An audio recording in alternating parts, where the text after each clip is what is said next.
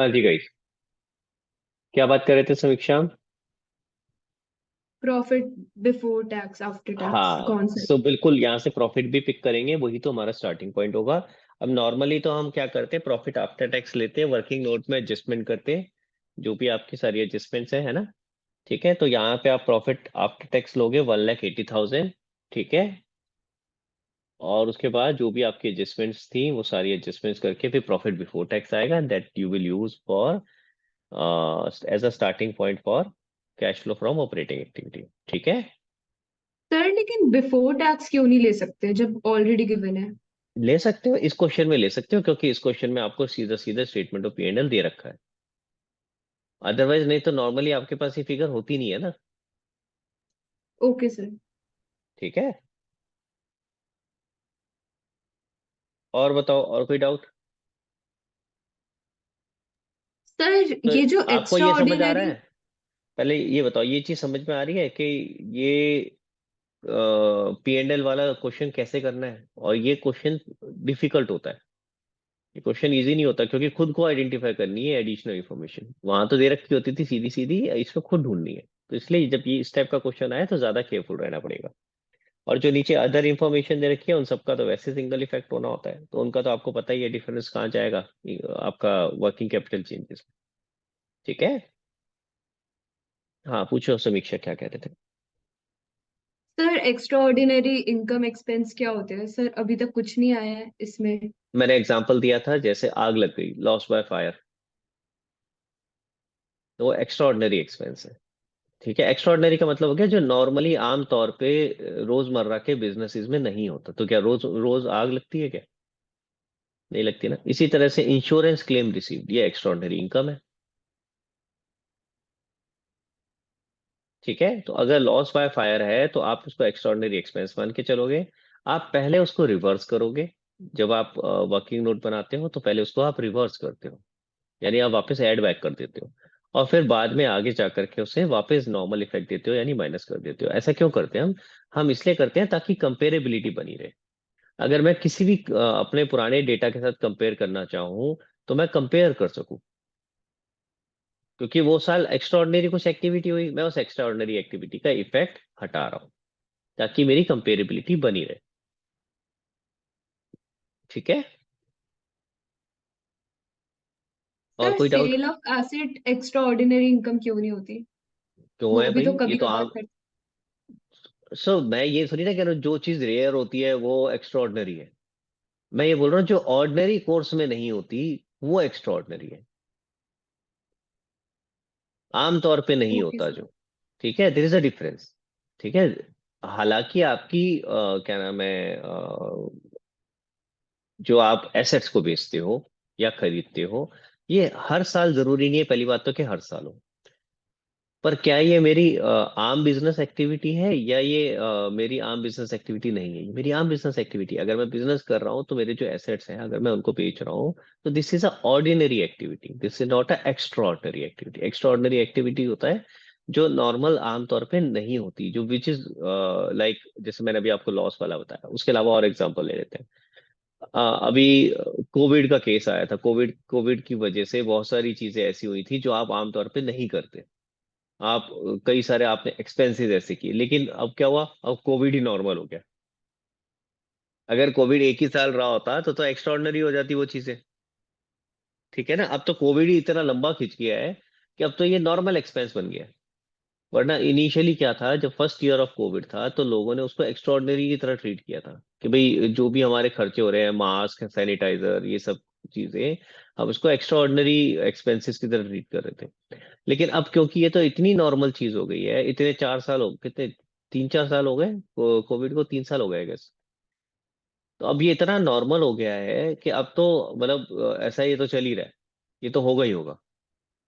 So now it has become ordinary expense because of this situation. समझ में आया? और कोई डाउट? हाँ परीक्षा, कोई डाउट बेटा? सर सैम्पल पेपर में डाउट था एक। हाँ बताओ। एक क्वेश्चन था, डेट टू कैपिटल एम्प्लॉयड का अच्छा, रेशो आपको पहले गिवन है पहले अब। डाउट लेने से पहले मैं ये पूछना चाहूंगा, सैंपल पेपर करके कैसा लगा? बुक 3 बहुत खतरनाक लगी। बुक 3 खतरनाक लगी, गुड, कोई बात नहीं। अदरवाइज ओवरऑल कैसा लगा, अच्छा लगा पेपर देके कि चलो हमने एक पेपर दिया, शुरुआत करी, ये वाला फील नहीं आया कि हमने चलो शुरू तो किया पेपर सर देना? पेपर देख के किसे खुशी होगी कि वाह मैंने नहीं, पेपर दिया। अरे मतलब एक जो एक टेंशन होती है वो रिलीव नहीं हुई कि चलो एक पेपर तो दिया, एक टिक मार्क हो गया। मेरे को तो ये बहुत होता था कि चल यार एक बार शुरुआत तो हुई कि हमने एक जैसे होता है ना एक अपना एक जो डर होता है, एक वो थोड़ा डर निकला। अदरवाइज बुक 1 और बुक 2 के क्वेश्चंस ठीक हो रहे थे, बुक 1 और बुक 2 के क्वेश्चंस में कोई प्रॉब्लम नहीं है, बुक 3 में दिक्कत आ रही है, कोई दिक्कत नहीं। देखो हर किसी बच्चे का अलग होता है, सो इट्स नॉट कि परीक्षा को ये दिक्कत आ रही है तो आपको भी यही आएगी, पहली चीज। ठीक है, तो हर किसी बच्चे का अपना डिफरेंट होता है, किसी को बुक 2 में दिक्कत आती है, किसी को बुक 1 में, किसी को बुक 3 में। मोस्टली बच्चों को बुक 1 में ज्यादा आती है, ये भी मैं बता दूं। उसका एक रीजन है। एक तो बुक 1 है बहुत complicated as compare to any other book. ठीक है, वो इतने सारे कॉन्सेप्ट ही कॉन्सेप्ट्स हैं। दूसरा, उसको करे हुए टाइम हो जाता है, तो हम आधी चीजें भूल चुके होते हैं, तो उसको जब ढंग से रिवाइज नहीं करोगे जब तक, तो चीजें याद नहीं आती। ठीक है, तो इसलिए कई बच्चों को बुक 1 में आती है, अगर आपको भी आ रही है तो घबराने की जरूरत नहीं है। हाँ, अगर आपको किसी और बुक में भी आ रही है तो भी दिक्कत नहीं है। तो उसके ऊपर काम करना है, यही तो पर्पस है सैंपल पेपर करने का, कि आपको पता चले कहाँ दिक्कत है। बताओ परीक्षा, कहाँ प्रॉब्लम आ रही डेट टू कैपिटल एम्प्लॉयड का रेशियो गिवन था 0.3:1। अब ये एक ट्रांजैक्शन है, इससे बताओ इंक्रीज डिक्रीज या नो इफेक्ट क्या होगा। है? मैं लिखूं पहले एक जगह, ट्रांजैक्शन थी। Date to hmm. Screen shared capital है? एम्प्लॉयड। यस। हाँ बेटा। 0.3:1।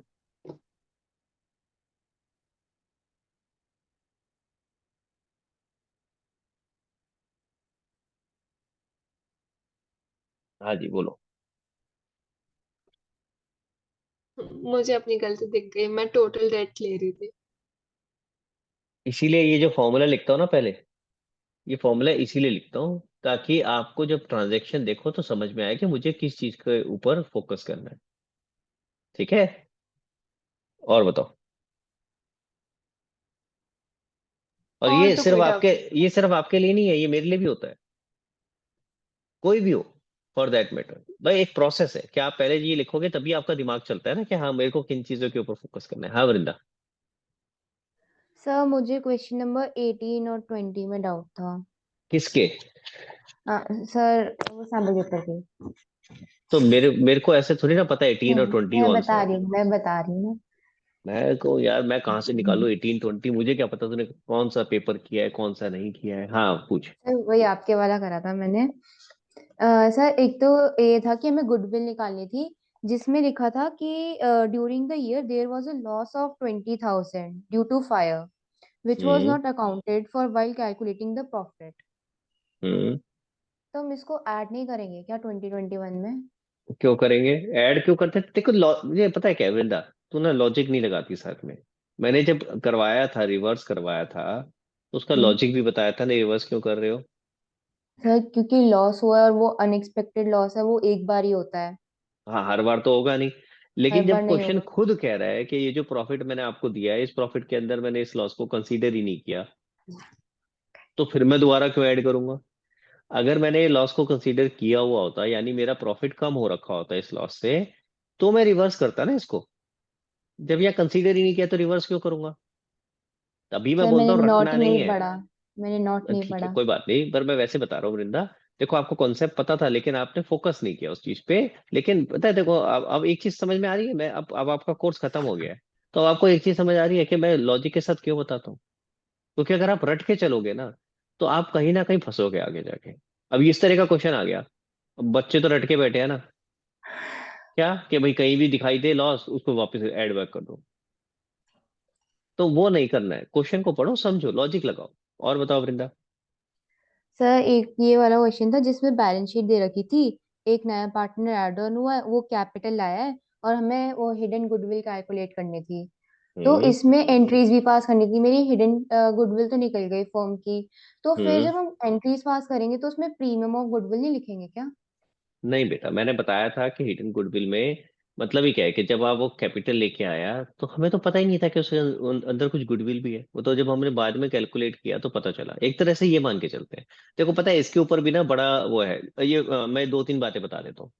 पहली चीज, प्रैक्टिकली तो ऐसा होता नहीं है। This is just a arbitrary hypothetical theoretical situation. Practically ऐसा होता है, अरे हमें पता ही नहीं था वो गुडविल भी ला रहा है। भाई अगर कोई आ रहा है पार्टनर तो तुम आपस में डिस्कस करोगे ना कि इतना पैसा लाना है, इतना कैपिटल का, इतना गुडविल का, ये सारी हर मतलब बातें होंगी। तो ये तो हाइपोथेटिकल है ना हिडन गुडविल। ये तो सिर्फ आपको क्या नाम है, एज अ स्टूडेंट सिर्फ आपको एक नया प्रॉब्लम क्रिएट करने के लिए क्वेश्चन बनाया गया है। प्रैक्टिकली ऐसा कुछ नहीं होता, कोई कॉन्सेप्ट नहीं होता। ठीक है, समझ में आई मेरी बात? प्रैक्टिकली तो everything would be clear, crystal clear on the papers, and you would know कि हाँ कितना पैसा आ रहा है, कितना गुडविल का है, कितना आपका कैपिटल का है। तो ये सिर्फ थ्योरेटिकल क्वेश्चन है। पहली चीज ये क्लियर हो गई वृंदा? ठीक है, तो यहाँ पे हम एक तरह से अज्यूम करके चल रहे थे कि भाई जब कोई पार्टनर आ रहा है, ठीक है, तो वो कैपिटल लेके आया, हमें पता नहीं था कि कितनी इसके अंदर गुडविल है, विच वॉज हिडन, तो हमने बाद में कैलकुलेट। तो इसमें अगर हम ये अप्रोच लेके चलते हैं तो एंट्री क्या बनती है कि पहले कैपिटल आया, तो जो भी cash account debit to partners capital account, सारा का सारा हमने कैपिटल में डाल दिया। फिर बाद में जब कैलकुलेट किया कि आज इसके अंदर तो कुछ गुडविल थी, तो फिर हमने पार्टनर्स कैपिटल अकाउंट को डेबिट किया और जिन पार्टनर्स में गुडविल बटनी है उनमें बांट दी, यानी to sacrificing partners capital account, जो भी सेक्रीफाइसिंग रेशियो थी उसके हिसाब से। ठीक है, instead of using premium for goodwill.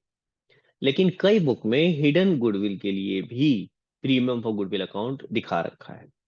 ठीक है, वो क्या लेके चलते हैं, वो ये लेके चलते हैं कि भाई अगर आपने हिडन गुडविल का क्वेश्चन है तो उसमें सिर्फ आपका कैलकुलेशन पार्ट के पॉइंट ऑफ व्यू से हमने हाइड कर रखी थी कि आप खुद कैलकुलेट करके देखो कैसे है।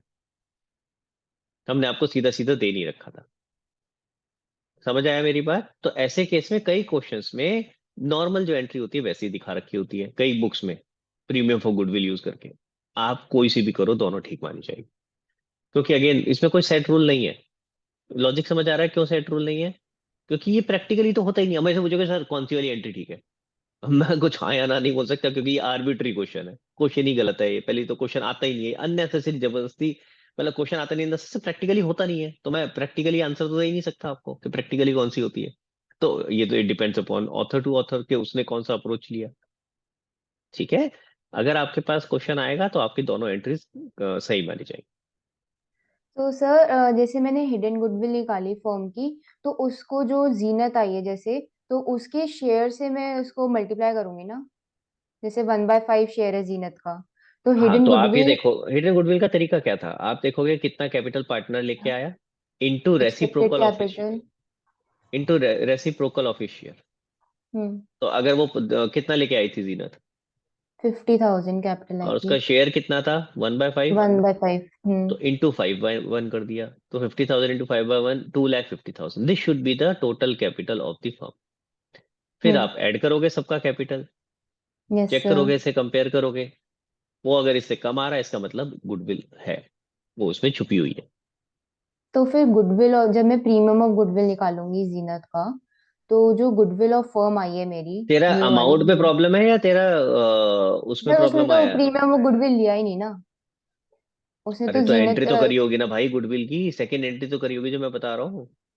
उसने तो सीधा cash account to Zeenat capital लिख दिया, फिर जीनत कैपिटल टू तो बेटा वो दोनों जो सेकंड पार्टनर्स एंट्री लिखा था। करी है जीनत कैपिटल टू जो सेक्रीफाइसिंग पार्टनर, वो गुडविल का ही तो अमाउंट है। वो प्रीमियम फॉर गुडविल ही तो है। हाँ सर, एक बार ये देखने तो मैंने अमाउंट चेक नहीं करा। क्योंकि तूने मुझसे अभी पूछा था कि सर मेरे को एंट्री में दिक्कत आ रही है, तो मैं एंट्री की बातें कर रहा हूँ। अगर तेरे को अमाउंट में दिक्कत है तो मैं कैलकुलेट करके दिखाता हूँ। अच्छा नहीं सर, हाँ ठीक है, हो गया। अमाउंट मैच करा? Yes sir. नहीं आ रहा समझ में तो बता दे, मैं करके दिखा दूंगा। नहीं नहीं सर, हो गया, आ रहा है मेरा भी। ठीक है, परीक्षा बताओ बेटा। सर मैंने व्हाट्सएप पे आपको एक क्वेश्चन भेजा है। ग्रुप पे डाल दिया कर बेटा, क्योंकि अब बाकी बच्चों के साथ शेयर नहीं करूंगा तो उन्हें कैसे समझ में आएगा। अच्छा, गोइंग फॉरवर्ड एक चीज कोशिश करना बेटा, जो आपके डाउट्स हैं प्लीज इंडिविजुअल ना पूछ करके ग्रुप पे डाल दिया करना। एंड ट्राई कि अगर मान लो परीक्षा ने पूछा है और वृंदा को आता है तो वृंदा आपने आंसर कर दिया, ठीक है। लेट्स नॉट वेट कि मैं आंसर कर रहा हूँ, मैं ये चाहता हूँ कि अब because all of you know all the concepts, ठीक है। तो आप एक दूसरे के जितने जल्दी आंसर कर सकते हो वो करो, उससे दो फायदे होंगे। एक तो जिसने क्वेश्चन पूछा उसको रिप्लाई आ जाएगा इंस्टेंटली। दूसरा फायदा होगा कि जो आंसर कर रहा है, जो बच्चा बता रहा है, उसकी रिवीजन हो जाएगी। क्योंकि कोई भी बच्चा अगर क्वेश्चन पूछ रहा है तो वो ऐसा क्वेश्चन पूछ रहा होगा ना जो भाई थोड़ा सा डिफिकल्ट है। समझ आ रही है मेरी बात? तो ऑटोमेटिकली आपकी रिवीजन होती चली जाएगी। तो ट्राई करो कि आप ग्रुप पे क्वेश्चन आंसर्स जो भी करने हैं वो ग्रुप पे करो इंस्टेड ऑफ इंडिविजुअल। हाँ ये जरूर है कि अगर आपने कोई भी क्वेश्चन पूछा, उसका किसी और बच्चे ने आंसर किया है, तो don't worry, I will make sure कि वो आंसर ठीक है या नहीं। मैं आंसर और क्वेश्चन जरूर पढ़ूंगा, ऐसा नहीं है कि किसी ने पूछा और किसी और ने कुछ गलत आंसर कर दिया, ऐसा नहीं है। तो मैं बैठ बैठ के सारे क्वेश्चन आंसर पढ़ रहा हूँ। तो अगर कहीं कुछ मुझे गलत दिखेगा या कुछ इनकम्प्लीट भी दिखेगा, सो आई लेट यू नो, मैं उसके ऊपर फिर रिप्लाई करूंगा। ठीक है, क्लियर हो गया? तो ट्राई करो कि आप जो भी क्वेश्चंस हैं आपके वो सारे आप इस पे डालो। ये तो आंसर भी आ गया समीक्षा का, और तूने क्रॉस भी मार दिया, ये क्या हो रहा है ये? ये क्या? गलत आंसर भेजा था।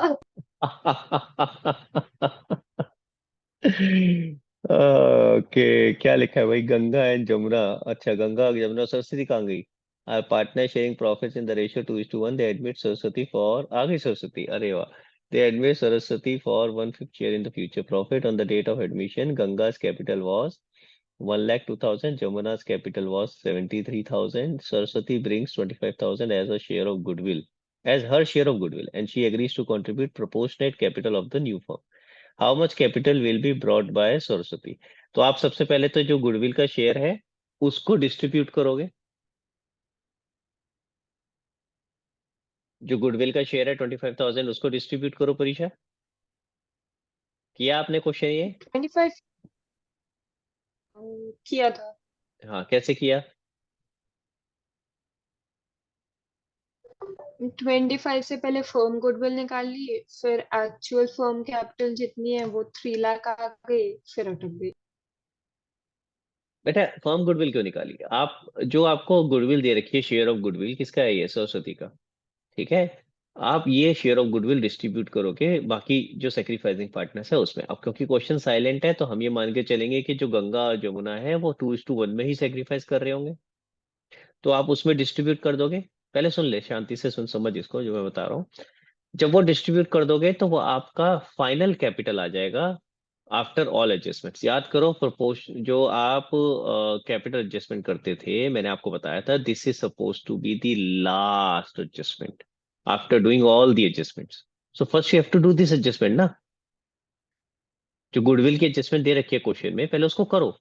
उसके बाद जो कैपिटल आएगा फिर आप उसमें एडजस्टमेंट करोगे, फिर उससे आप कैलकुलेट करोगे कि हाँ अगर बाकी दोनों गंगा और जमुना का कैपिटल इतना है तो सरस्वती का कितना होना चाहिए। समझ आ रही है मेरी बात?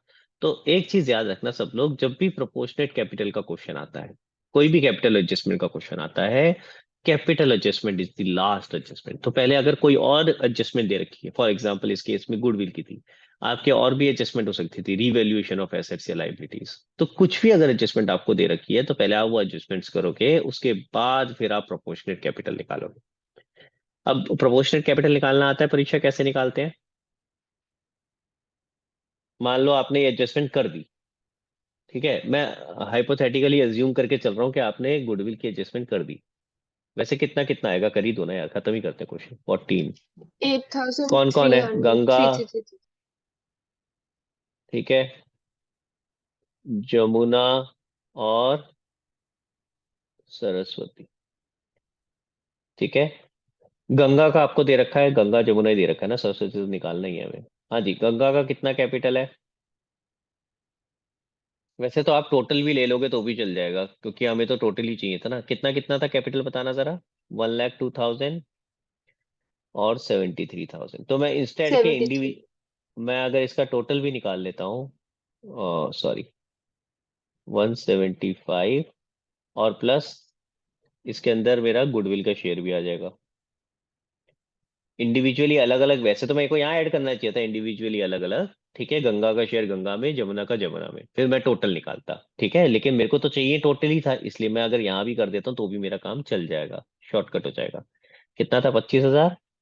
तो यानी इन दोनों का कैपिटल आफ्टर गुडविल एडजस्टमेंट कितना हो गया? ये total capital of Ganga and Jamuna. और गंगा एंड जमुना का शेयर कितना है टोटल? 1 - 1/5। ये न्यू शेयर ये हो गया ना।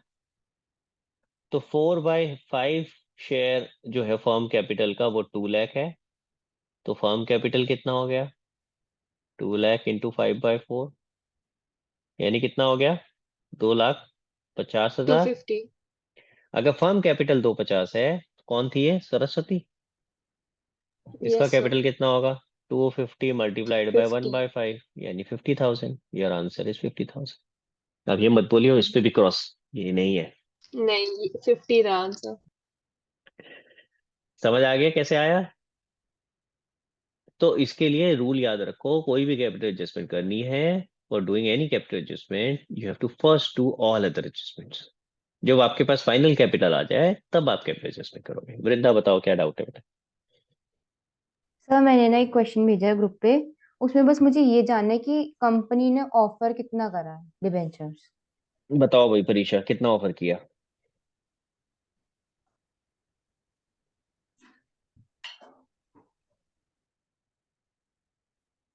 क्या शुरू में इतनी बकवास लिखते हैं ना, अननेसेसरी,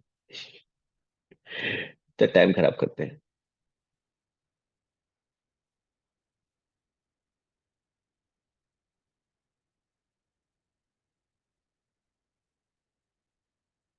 इसमें वो फॉर्मूला लग जाएगा, तो ये होगा 5250 अपॉन 105, उतने नंबर ऑफ डिबेंचर्स आएंगे। क्वेश्चन क्या कह रहा है वृंदा? क्वेश्चन कह रहा है टोटल हमें फंड कितने रेस करने हैं? 52,50,000। Yes sir. फिर उसने बोला कि ये सारी कहानी देखो, कहानी में से अपना रेलिवेंट चीज निकालो, कहानी तो सारी की सारी बकवास है, ठीक है। वो कह रहा है जीरो डेट कंपनी थी और बेनिफिट अवेल करने के लिए फाइनेंस मैनेजर ने प्रपोज किया कि भाई डेट भी कैपिटल स्ट्रक्चर में लेके आ जाते हैं, यानी कुछ उधार पे भी पैसे ले लेते हैं। इस सारी डेलिब्रेशन के बाद बोर्ड ऑफ डायरेक्टर ने डिसाइड किया 6% डिवेंचर इशू करेंगे। 100 रुपए का एक डिवेंचर होगा, पब्लिक को देंगे एट अ प्रीमियम ऑफ 5%, यानी 100 का 105 में देंगे। रिडीमेबल आफ्टर 5 years एट 110 पर शेयर।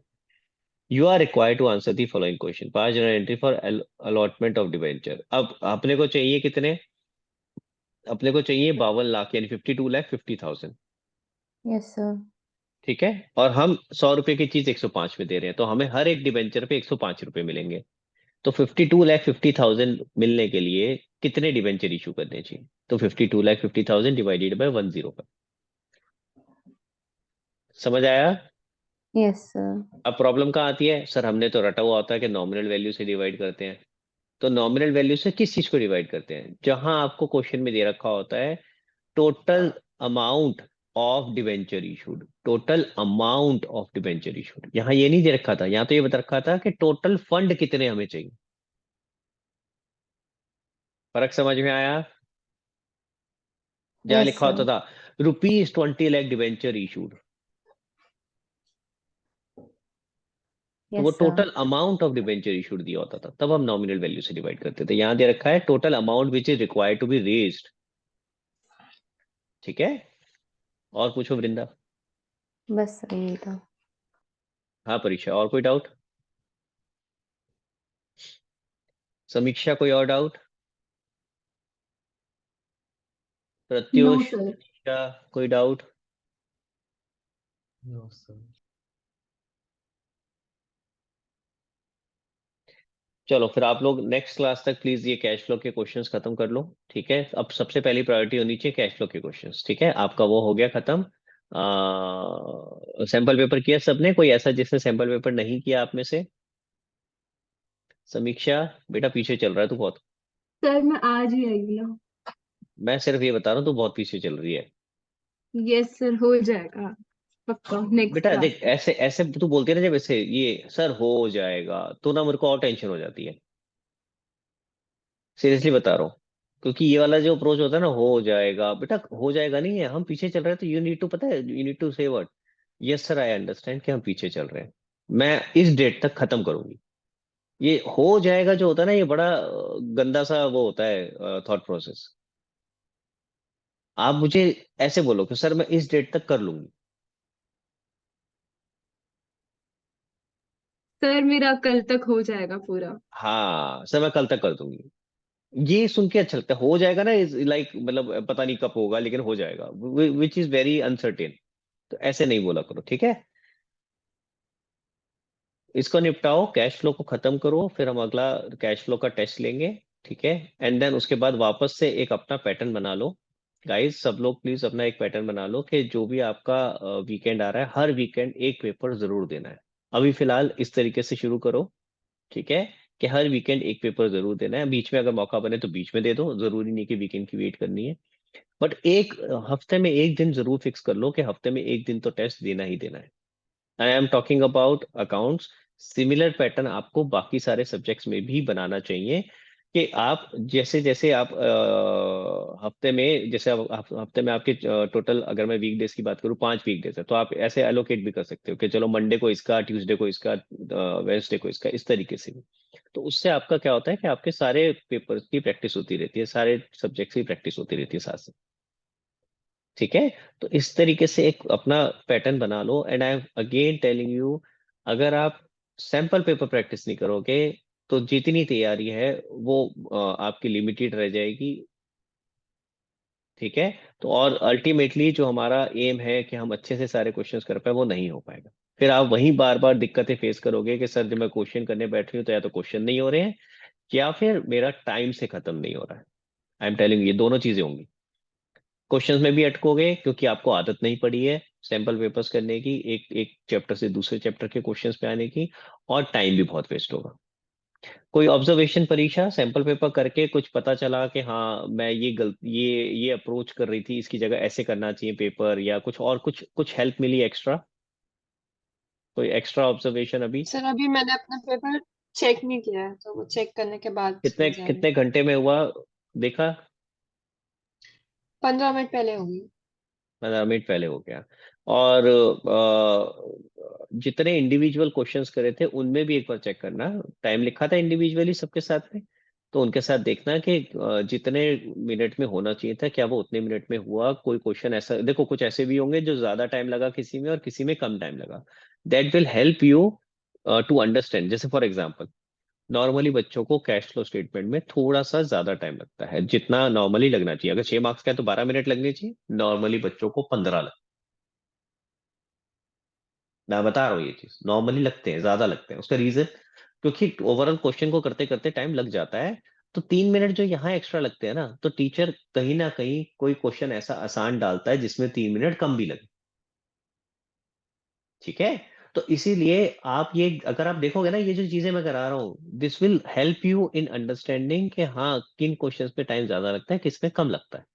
शेयर्स के क्वेश्चन में जनरली थोड़ा सा क्वेश्चन 2-3 मिनट ज्यादा लगते हैं, शेयर्स और कैश फ्लो स्टेटमेंट इनमें थोड़े से मिनट, थोड़े 2-3 मिनट ज्यादा लगते हैं, नॉर्मली ऐसा होता है, ठीक है। तो आपको अगर ये पहले से पता होगा कि हाँ इसमें ज्यादा लगता है और किस में कम लगता है, तो अगर कल को मेरे पास टाइम कम है तो पहले मैं वो वाला क्वेश्चन उठाऊंगा नहीं जिसमें टाइम कम लगता है, ताकि मेरा पेपर ना छूट जाए। समझ आ रही है मेरी बात? या अगर मेरा थोड़ा 2-3 मिनट इसमें ज्यादा लगे भी होंगे तो आई वुड बी कॉन्शियस कि हाँ ठीक है लगे हैं, मेरे को दो पता है 2-3 मिनट ज्यादा लगे हैं और इसमें लगते हैं, मैं आगे जाके कंपेंसेट कर दूंगा। आगे आगे ऐसे मेरे इजी क्वेश्चंस भी आएंगे जहाँ पे कम लगेगा टाइम। देन यू नो कि हाँ किस में ज्यादा और किस में कम लगता है।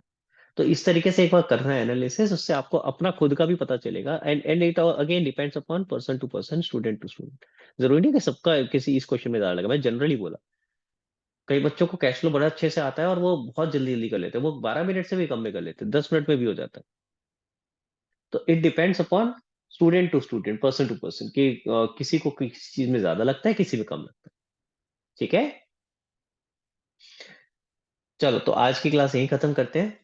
नेक्स्ट क्लास तक अपने कैश फ्लो के क्वेश्चंस खत्म कर लेना। नेक्स्ट क्लास हमारी लास्ट क्लास होगी जब हम कैश फ्लो के डाउट्स लेंगे।